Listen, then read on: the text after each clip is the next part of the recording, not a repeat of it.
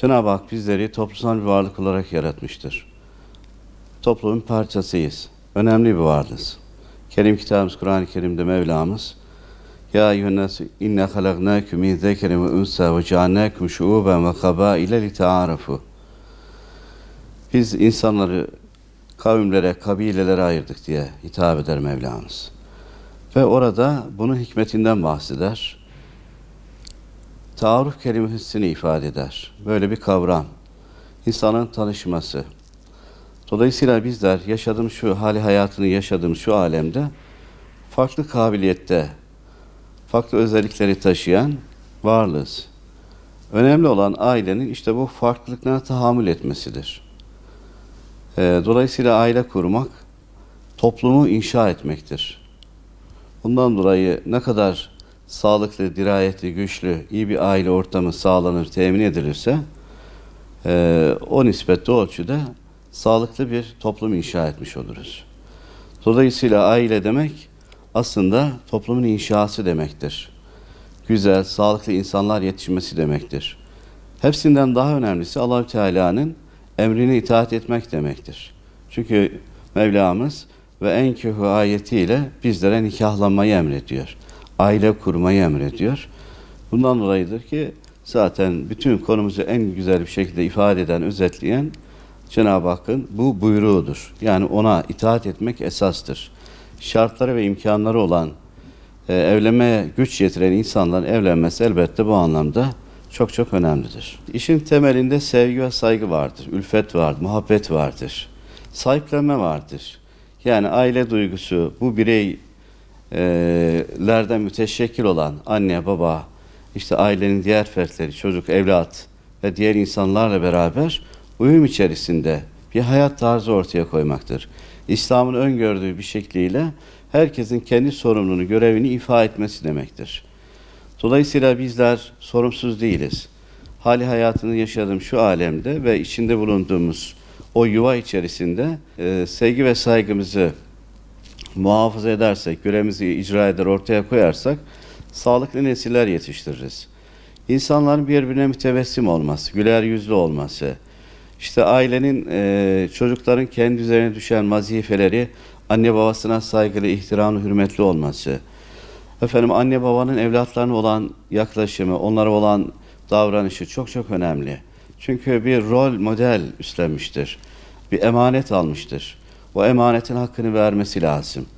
Dolayısıyla anne baba çocuğunu hayata hazırlarken onun sosyal hayatı, psikolojik hayatı, sağlığı, yemesi, içmesi ve eğitimi ve birçok boyutuyla bu sorumluluğu hakkıyla ve helalinden ortaya koyması elbette çok büyük önem arz ediyor. Evet, Peygamber Efendimiz Aleyhisselatü Vesselam bizim rehberimiz, o güzel insan, hayat kaynağımız. Peygamber Efendimiz zaten ölçüyü en güzel bir şekilde ortaya koymuştur. Evlenmeye güç yetiren evlensin buyurmuştur. Dolayısıyla güç yetiremeyen, imkan olmayan insanların, özellikle gençlerin nefsini terbiye etmesi, tezkiye etmesi anlamında oruç tutmayı mesela önermiş, tavsiye etmiştir. Tabii ki bu şu demektir, aslında insanların, özellikle güç yetiren, imkanı bulan insanların evlenmesi esastır. Çünkü haramdan koruyacaktır. Harama gitmesi noktasında onu alıkoyacaktır. Dolayısıyla nikah esastır. Yani nikah eğer mefhumunu gözetmeksizin başka arayışlara girerse o emre itaatsizliktir. Cenab-ı Hak böyle olmaktan muhafaza eylesin. Madden ve manen çalışmak, gayret etmek, bu konuda mücadele etmek lazım. Yani işte benim gücüm yoktur demektense biraz o konuda uğraş vermek lazım. Dolayısıyla dinimiz bizlere kolaylaştırmayı emreder. Peygamber Efendimiz Aleyhisselatü Vesselam da bir hadis-i şerifinde mübarek ağzından dökülen ifadesinde yesiru ve la tuansiru, beşiru ve la tuneffiru buyurmakta. Kolaylaştırın, zorlaştırmayın. Sevdirin, nefret ettirmeyin buyurur. Hele hele evlenen kardeşlerimize, gençlerimize kolaylık temin etmek lazım. Hele günümüz dünyasında insanlar maddeyi ön planda tutmakta. Bu bazen çok yanlış anlaşılmakta veya yanlışa insanları sevk etmekte. Dolayısıyla insanın bütçesi neyse, imkanları neyse o ölçüde o istikamette adım atması esastır. Önemli olan hakların temin edilmesidir. Ve hepsinden daha önemlisi kişinin helalinden kazanıp ailesini geçindirebilecek bir bütçeye sahip olmakla beraber ailesini idame ettirmesidir. Kimseye muhtaç kılmamasıdır. Ramazan ayının gölgesi üzerimize düştü. Miraç kandilini idrak ettik. Ve inşallah ileriki günlerde Berat kandilini idrak edeceğiz. Ve adım adım Ramazan ayına yaklaşıyoruz. Cenab-ı Hak'tan sağlık ve afiyet diliyoruz. Cenab-ı Hak devletimize, milletimize, insanlarımıza, toplumumuza sağlık ve afiyet nasip eylesin. Bu müptela olduğumuz illetten, hastalıktan da bütün insanlığı bertaraf eylesin. Hayırda, güzellikte, rahmette, iyilikte yarışanlardan Mevlam eylesin.